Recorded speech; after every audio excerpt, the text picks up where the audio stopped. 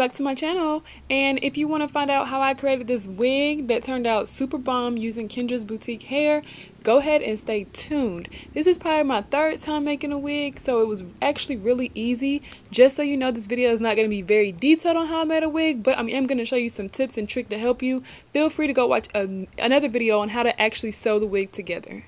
Alright, so I'm going to go ahead and bleach my closure. I went ahead and used my 20 developer, and this what brand I got from Sally's, but you can get developer from like any beauty supply store. And then I used this bleach.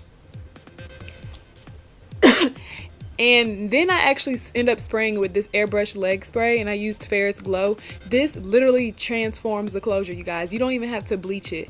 And my bleach didn't work out the first time, so I resorted to this. Now I'm going to take my wig head, it's all you need, and I'm going to also grab a wig cap. I like to use one with a lot of holes in it just so because it's really breathable, and it has adjustable straps on the back. You need some thread and you need some needles. You can get all this stuff from any beauty supply store or Sally's. And then of course you're going to need some scissors so you're able to cut the thread as you sew.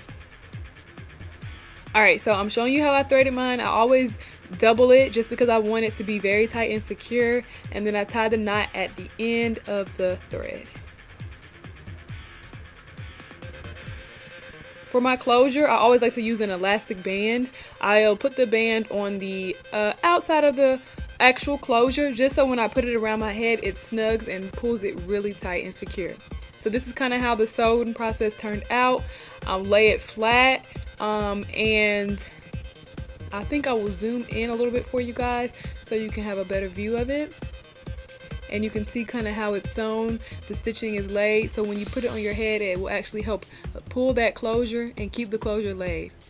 Here's a good example of how I did it. You don't want to actually sew too far into your closure. You kind of want the needle to come right out at the end of that closure where you see my needle coming out. Don't put too much tension on the hair, in between the hair, because this is going to just loosen up the actual hair, and then you'll probably start having thinning hairlines and thinning hair and everything. Alright, so after I sewed all my bundles and I used all 4 bundles and the closure, this is what I am left with. Now I'm going to go ahead and just kind of clean it up a little bit. I'm going to go ahead and create my part.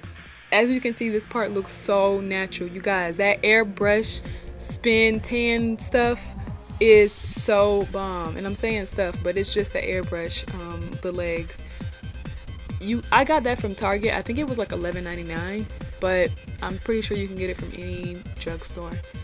So I'm creating my part, and I want to really lay my part, so I'm going to go in with my water bottle, my spray water bottle, and this is just going to help to lay all those hairs. Then I'm going to just comb it to my liking.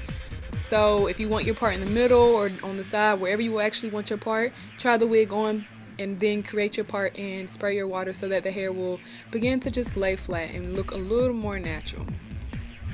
Alright, so now I'm just combing the hair all the way back. This is so I can start to just play with that hairline. Now this is not a frontal, it is actually just a closure, but you can still create your closure to look as natural as possible, almost like it's a frontal, by basically plucking it the same exact way. So I'm going to comb my baby hairs out. I'm going to cut them. I'm using this razor. This is probably the best way to do it just so it looks a little more natural. I'm not going to cut them super short, but I know I want them short, kind of where I want them pulled out at. And once I actually put the wig mannequin, or the mannequin wig, once I actually just put the wig on my actual head, I'll have a better understanding of how I want the hair to lay. Now I'm going in with my setting lotion, and I'm going to just put that throughout the hair. This is just going to help hold it so the hair, once again, is kind of just laid at the top. You want the top of your head to be as flat as possible.